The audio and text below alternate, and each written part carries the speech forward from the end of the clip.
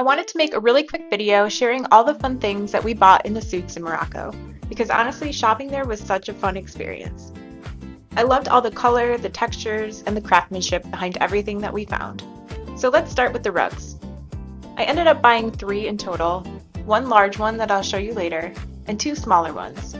Levi picked out this little rug for his room because he decided that it had a little road woven into it for his cars to drive on, obviously. And for myself, I found this beautiful small vintage rug. I'll probably end up hanging it next to this hand-woven wall basket that I bought as well. Next up are the argan oil products.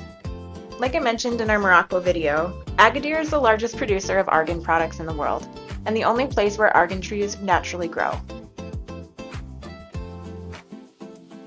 We visited a woman's cooperative and bought some hair oil for me, a beard balm for Ryan's brother, and 2 bottles of plain argan oil that can be used as a carrier oil for essential oils.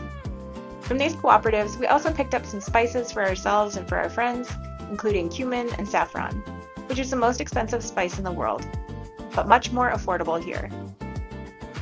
In our cooking class, we learned that it's best to soak saffron in a little water and stir it before adding it to your food. There are so many leather makers in the souks, and you can find really beautiful pieces for great prices. I picked up this handmade leather bag for 15 euros, and Ryan got this leather duffel for only 40 euro, which felt like a steal. Next up are the Cactus silk pillowcases.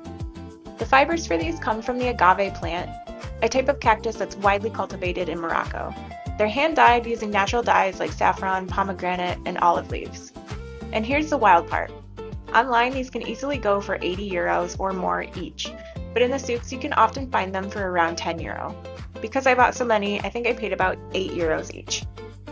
From the same vendor, I also bought this vintage pillowcase and a pouf for the kids' room. After some bartering, I think it came out to about 50 euro.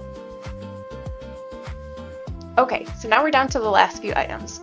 First is this chest set that Ryan kind of accidentally bought while browsing the Medina in Agadir. And then my favorite purchase of the entire trip, this beautiful sandstone sculpture that lights up with a little tea light inside. The artist even engraved our name on the bottom in Arabic, which made it feel really special. And finally, my big purchase, this larger rug.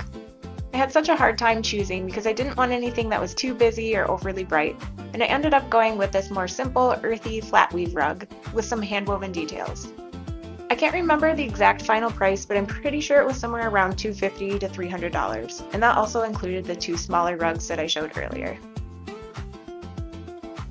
Last but not least, I bought myself 2 pairs of lightweight and comfy pants. One pair was 10 euro and the other was 15. We bought them directly from the man who made them, and he even removed the pockets for me on the lighter linen pair. So overall, we definitely came home with a lot. But I feel like we found some really special pieces at great prices. Bartering in the souks can feel a little uncomfortable at first, but I found that as long as I had a general idea of what I was willing to pay, I could usually land on a price that felt fair for everyone.